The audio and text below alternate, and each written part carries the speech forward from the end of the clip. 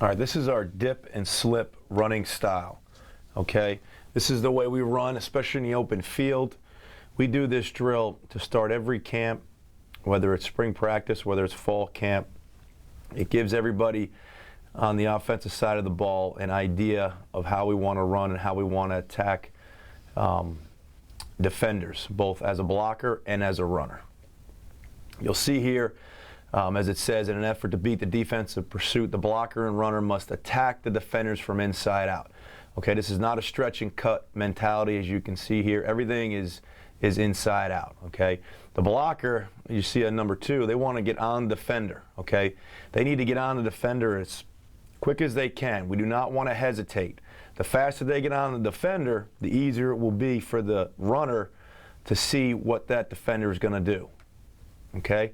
If he cannot get the ball outside, we must be willing to cram the ball and get 3 yards. Anytime we can cram the ball and get 3 yards, we'll take it and we'll move on to the next play. Okay, for the runner, all right, he wants to attack the block or defender inside out, okay? The blocker knows that he's running on his inside leg, so he knows where the runner is going to be. He needs to attack the defender inside out. We just want to put our hat right across the sternum. You'll see here in a minute. Okay, as the runner comes up to our blocker, he wants to dip with his inside leg. Okay, if the defender bites inside, then he's going to slip outside to the green grass, like it says right here. As we dip and the defender sets the edge, he'll just cram it. If we get 3 yards, we'll take it. Okay, we don't want to ever cut back into the pursuit of the defense. Here's a couple clips. And before we do that, we'll show you the drill here as we set it up. So you'll see the runners at the bottom of the screen here that we usually start with our running backs and tight ends there.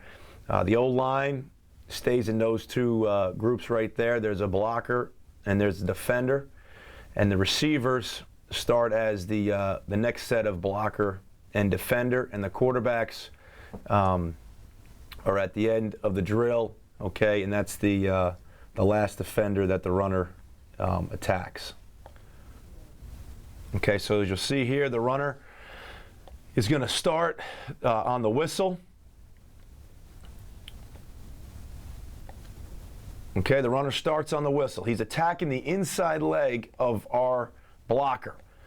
The blocker is coming from inside out with his hat across. If the defender gets greedy and tries to knife inside to make the tackle, we want to dip with our inside foot and slip outside. Now the key here is once we slip outside, we get north right now. We don't want to keep running to the sideline. We want to conserve space. We want to get north-south. We want to get as many yards as possible once we make our cut. So as he attacks from inside out, the blocker knows he's inside out. So as long as he's just thick enough where the defender can't knife free up inside to make the tackle, the runner will make him right. The key here, which was nice, is that the blocker is getting on the defender fast, and the runner is able to see the choice of the defender, how he wants to try to make the tackle. So here he comes inside, so we dip, get outside, get north. Comes up to the next defender. Defender does a great job of running through the block. Okay, you can blow a whistle here to let the blocker know to start. Okay, once he goes, he's inside out. If the defender stays outside, then we'll foot press and stay inside. And when we attack the last defender, which is the quarterbacks here, if he stays right there, we want to attack him. And we want to give a good rip or a stiff arm at the end there. We don't want to, once we go by the last set of blocker and defender, we don't want to run out to the sideline. We want to conserve space always in this drill.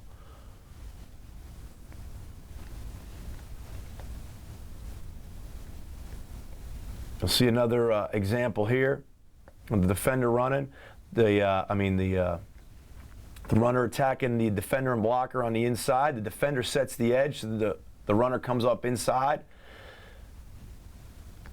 All right, as the blocker comes for the inside leg of the next, as the runner comes for the inside leg of the next blocker, the defender comes inside. Now the blocker does a great job of running through the block. Get on the block. Don't hesitate. Wait to see what he's going to do. Run through him. Make him make a decision. He decides to slip inside. Then we want to dip and then get north right now. What the runner should be doing right now is attacking the last defender. Don't keep running to the sideline, because once you make contact with the last defender, you don't want to catapult and get out of bounds too soon. You want to attack the defender, so if you do use a stiff arm or rip move and catapult yourself towards the sideline, you might stay in bounds. You might get a couple extra more yards. Don't just run to the sideline. Get north right now. And end with a good finishing move. So right here is a good example. Coming up on the inside leg, the defender comes inside to make the tackle. We dip, we slip back outside. Now get north right now. That's the one thing that the runner could be doing a better job of, is just getting north, conserving space. You want to get north-south as fast as possible. This pursuit is coming. So if you do dip and slip outside, get north right now and attack the next defender.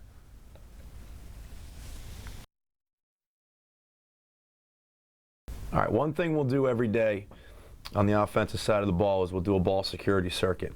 And we'll change up our drills as much as possible, but everybody is going to go through the circuit besides the O-line. The O-line will do an individual period, but every other position on offense will go through it. The way we hold the ball is what we say high and tight. So you'll see here the runner has the ball in between his index finger and middle finger, okay?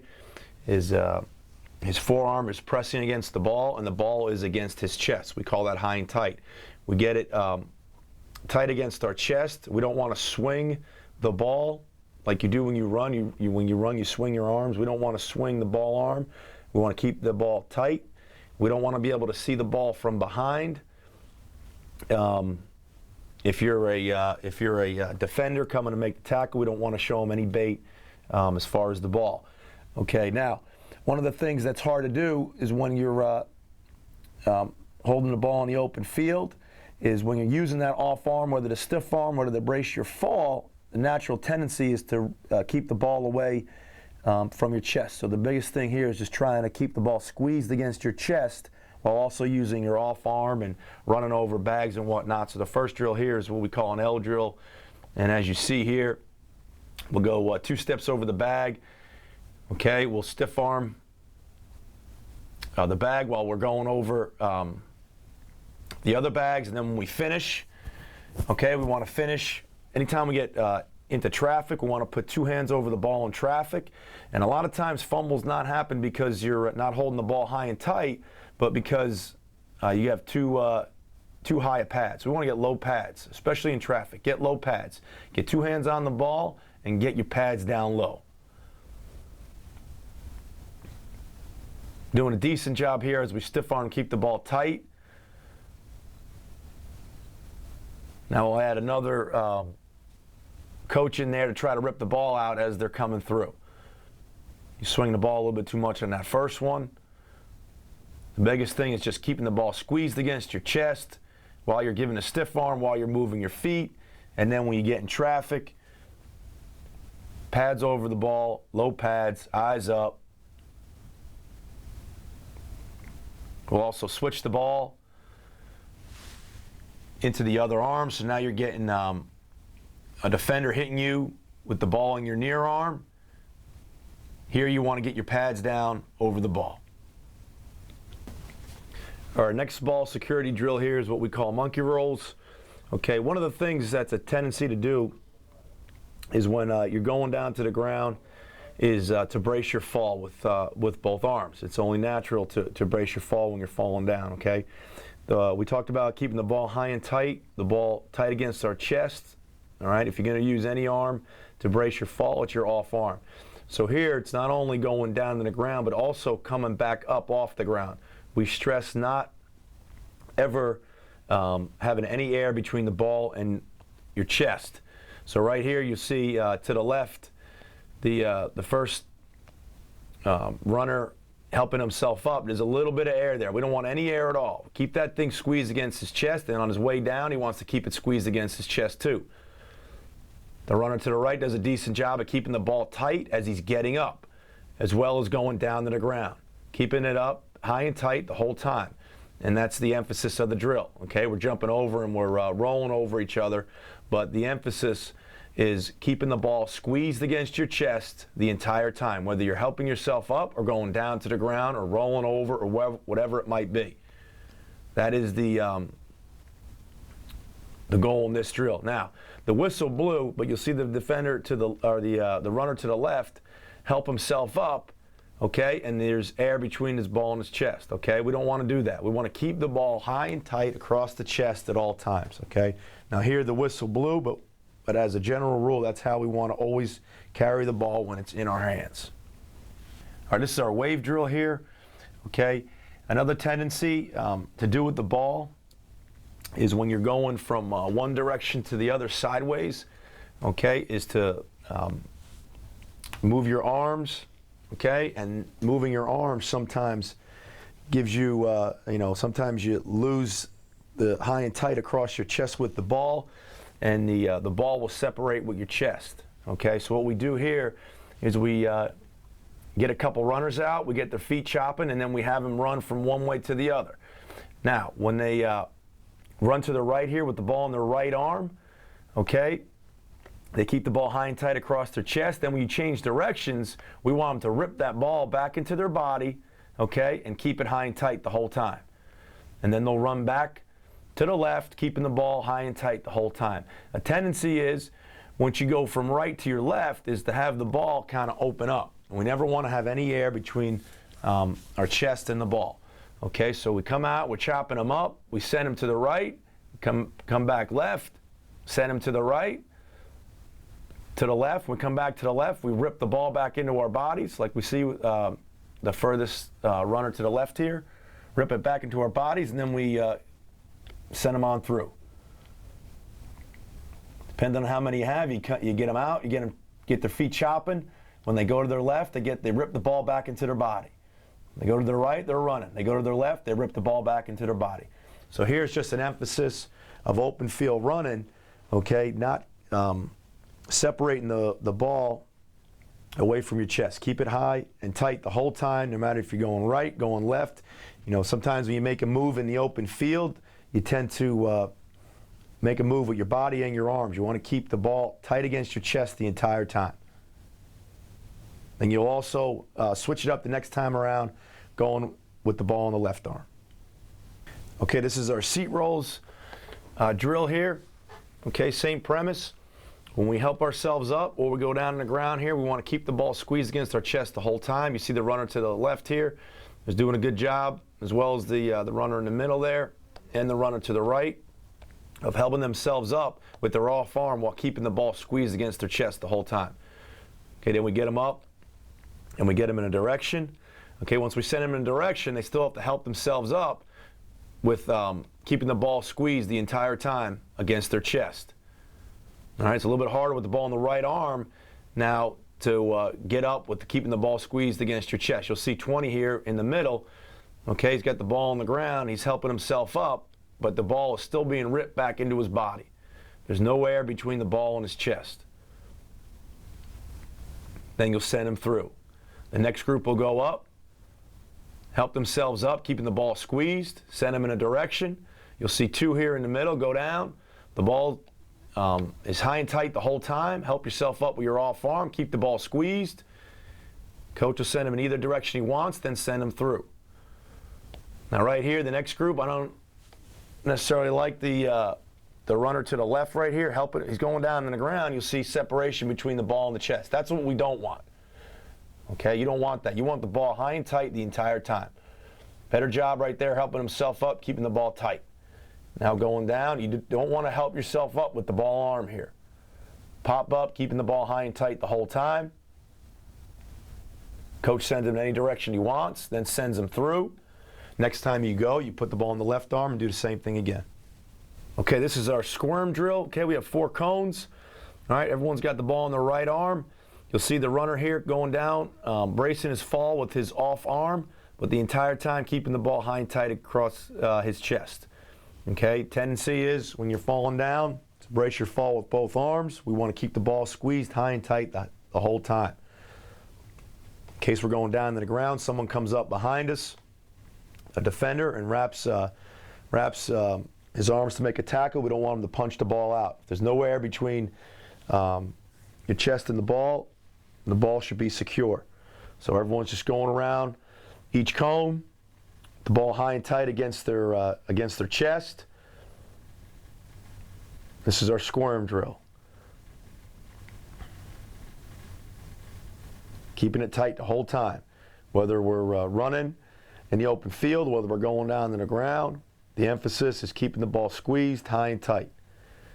The forefinger and the middle finger are clawed at the tip of the ball. The ball is squeezed against the chest with your forearm. Here we'll switch it up and go with our left hand next. You could always have another coach at each cone trying to punch the ball out.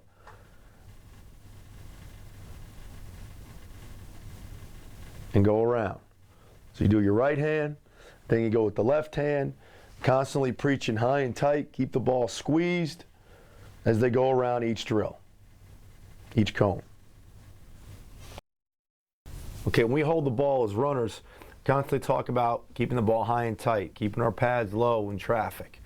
Okay, we also talk about making people miss and breaking tackles. Okay, one of the tendencies is when you're trying to break a tackle or fight for extra yards, you worry more about the person you see than the person you don't see. So this is our stiff arm drill here.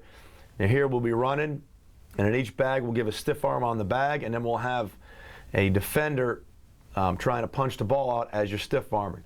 So the emphasis here is while you're using your off arm to stiff arm, you still have to be able to keep the ball high and tight against your chest while you're worrying about the defender you see, because oftentimes it's a defender you don't see that makes the strip. So constantly keeping the ball high and tight, constantly trying to break tackles, constantly thinking about getting yards after contact, constantly thinking about getting your pads down in traffic, constantly thinking about no air between the ball and your chest. Those are the thoughts that we go into when we run with the football, and this is just another example of us trying to keep the ball high and tight while trying to break a tackle and not seeing the defender trying to strip the ball out. Okay, our next drill here is wounded dogs. Okay, you'll see here, got the ball in the right arm, keeping it high and tight, squeezed across our chest. This is, simulates us going to the ground, okay, bracing our fall. All right, one of the things you don't want to do is you don't want to get air between the ball and your chest, because that's when a defender will come up and wrap up behind you and possibly punch the ball out.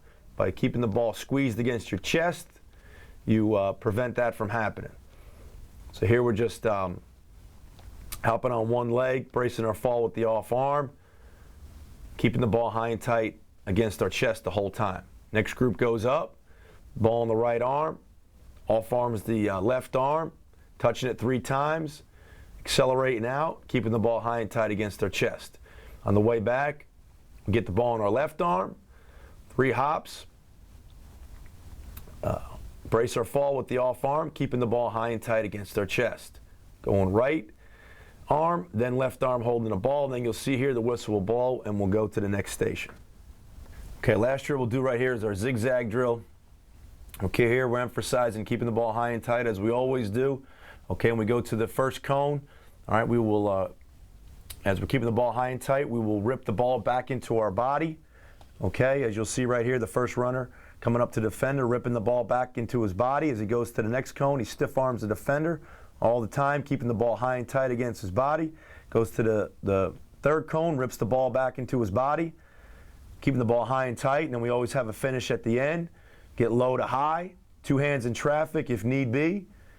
Pad level's key. High and tight, okay, keeping the ball squeezed against your chest, and pad level. Those are very important things. This the second runner attacking the last bags is way too high. That's when most fumbles occur, is when guys don't have low pads. You got to have low pads. You're too high, defender can strike the helmet and knocking the ball loose. So the biggest thing is ripping the ball back into our body, using our stiff arm on the next defender, ripping the ball back into our body, using the stiff arm, and then finishing through with low pads. One of the first things we'll do as an individual period for the running backs is we'll do stance, start, and reads, okay?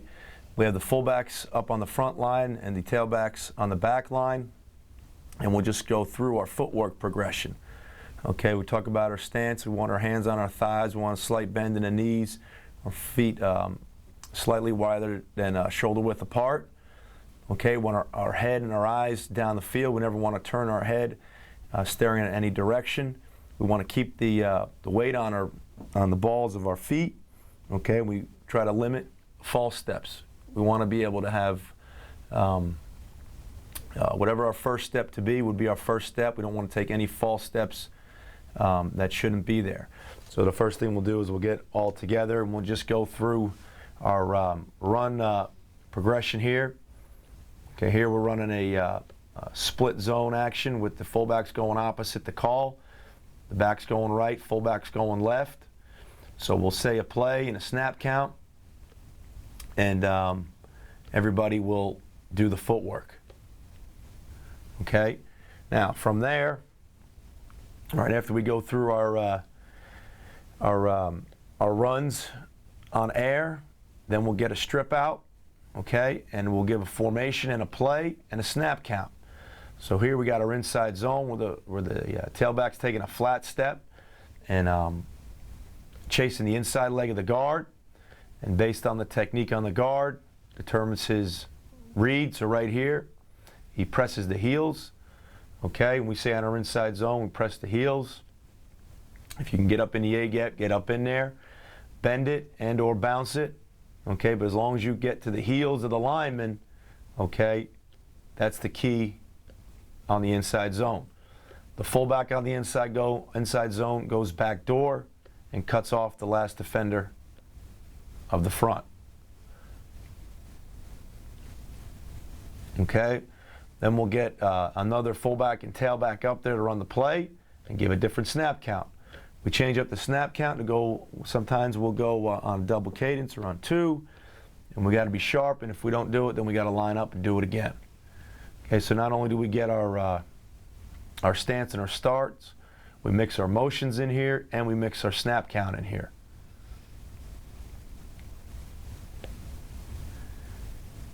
Key again for the tailback is to get to the heels of the lineman, here being the strip, before they make their cut.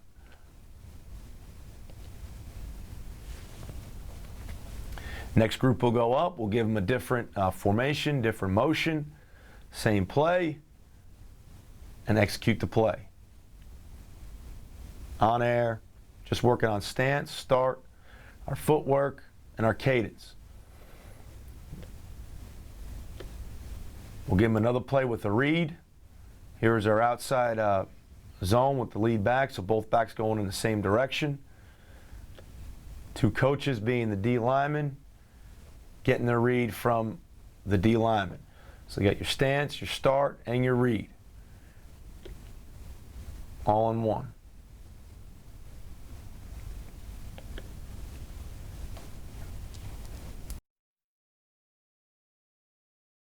Okay, the next set of drills we have are cone drills. When you're a running back, you need to have good feet. And we work on footwork drills all the time. And these are a few that we incorporate into our routine. Here we're just putting the cones about a yard apart. We're keeping the ball high and tight, okay? And we're putting 1 foot in between each cone. Okay, rapid fire, just putting 1 foot in each cone. You like to have a little bit of a body lean to you. Okay, get your pads down over the ball, a little bit too high up right there. Okay, 1 foot in each cone. Okay, then on the way back, or on the next time around, 2 feet in between each cone. Get your knees up, don't swing the ball like that. Keep it high and tight. Okay, you want to get a little bit of a body lean as you go through. Okay, on the way back, both times, okay, we'll put the ball in the left arm, right arm to start, left arm on the way back. Okay, 2 feet in between each cone. Rapid fire, you like to get a little bit of a body lean. Okay, next our snake drill. Okay, putting 1 foot on either side of the cone, going around the cones, not over the top. You see the feet going around, each foot once on each side. Okay, you'll see Good footwork. Who's got it and who needs to work on it here in this drill? It's a tough one to do it first. You don't want to be so wide. You want to be nice and tight on either side of the line right here. Going 1 foot each time. It's a good job here. Good body lean. Ideally, then you eventually do it with your eyes up, going around each cone, keeping the ball tight. Ball's kind of all over the place there. Legs are too wide on this one. Keep them nice and tight. 1 foot on each side. On the way back, put in the left arm. 1 foot on either side of the cone. It's a good example here. Left, right, left, right, left, right, all the way through. Keeping the ball squeezed. Okay, next time we do it, then we put 2 feet on each side. Okay, so here we got right, left, right, left, right. They're not touching at the same time. They're both touching on either side of the cones, except they're touching separately. They're not touching at the same time.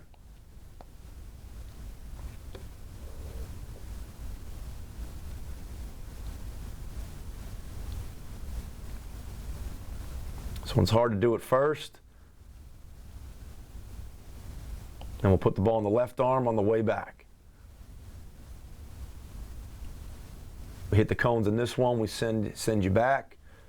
It's only after you've done it a few times. The hardest thing is not hopping. It's not both feet at the same time. It's each foot once on either side of the cones. It's close to a hop there. Decent there. You like to be tight to the white line as possible. We'll keep the cones where we're at. We'll toss the ball, make a cut. After the third cone, jump cut, and then we like to get north. Stay as north-south as you can once you make your cut. However you got to make your cut, make your cut. Keeping the ball in the outside arm. We're simulating going to the right here, so we keep the ball in our right arm. Make the cut past the third cone and get north. However you got to get there. Jump, cut, and go. A little bit too wide. As soon as you make your cut, get north-south right now. Stick it and go. Receive the pitch. Get the ball on the outside arm. Make your cut however you got to make it and get north.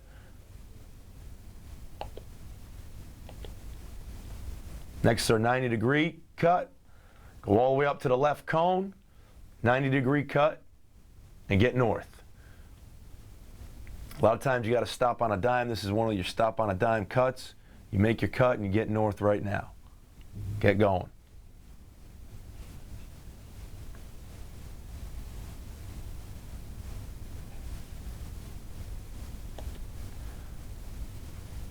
Still, the cones are set up the same way. Get the ball in the left arm now. Left to right, left to right. You like to get all the way up to the left cone before you make your cut. You don't want to do it too soon. It's a direct 90-degree cut. It's a good example of what we want as far as getting up to the left cone. 90-degree cut to the right cone and then get north.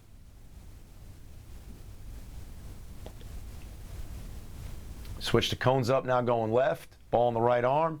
Now go to the right cone, jump cut. To the left cone, get north. Go all the way up to the right cone, jump cut, get north. Like I said, this is ones where you need to stop on the dime sometime. You can't go forward, you got to go sideways. So go all the way up to the right cone, jump cut, and get north. The way back, getting the ball in the left arm, all the way up to the right cone, jump cut, get north. Keeping the ball high and tight, keep it squeezed the whole time.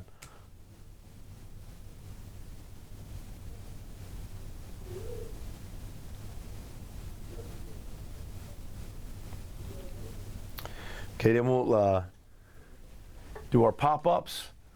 It's for ball security on the way down to the ground. Okay, tendency is to separate the ball from your chest, trying to brace your fall.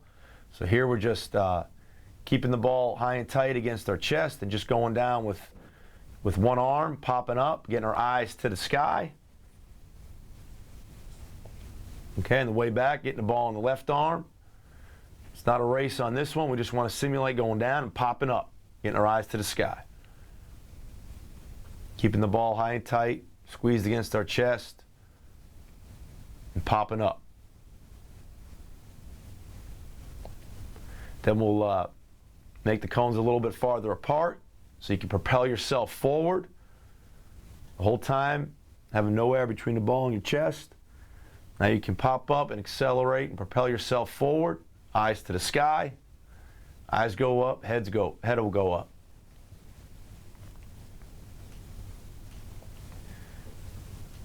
Right, our squirm, we incorporate this into our ball security circuit. We also do it because we carry the ball so much as backs in our own individuals. Keeping the ball high and tight, don't drop the ball, no air between the ball and the chest. He knocked it over, so he's going again. We're just going down, touching the ground, going around, keeping the ball squeezed. Go back with the ball in the left arm.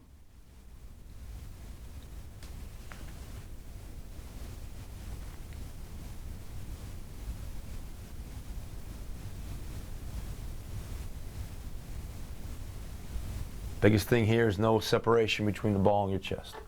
Keeping it squeezed the whole time. This is just a handoff drill here.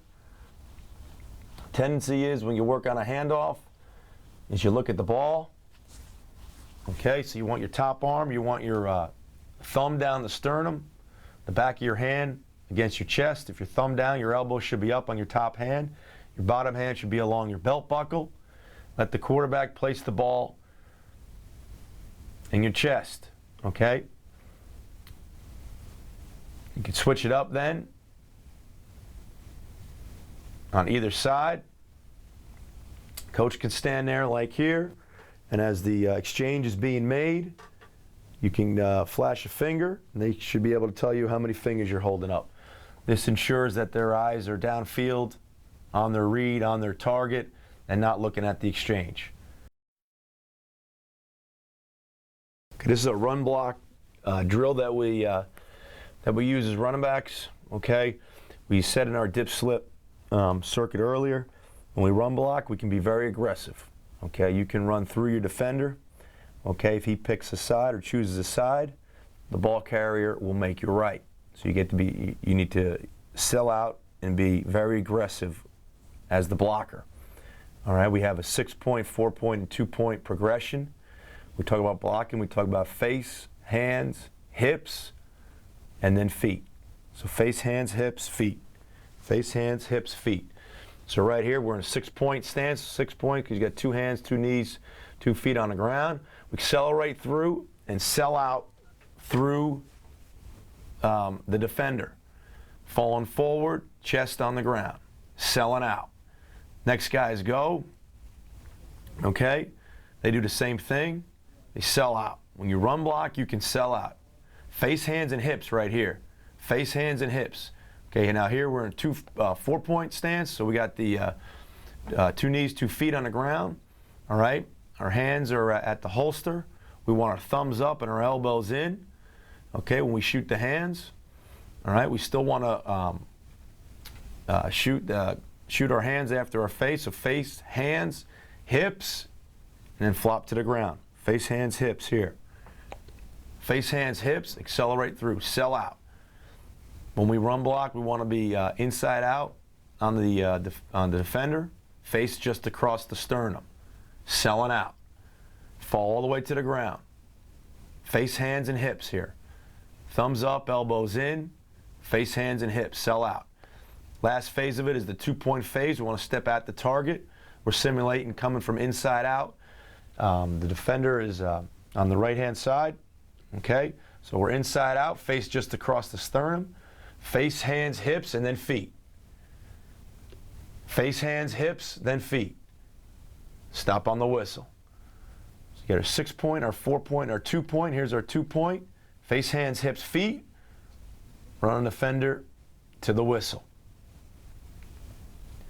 Next group goes face, hands, hips, then feet. Running all the way through the block.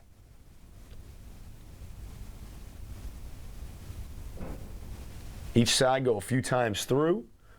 Okay, this is something you got to work on, but you got to make a point of emphasis that run blocking. You can be very aggressive. You can sell out as long as you're thick, inside out, hat just across the sternum. You won't whiff on the defender, and the ball carrier will make you right every time.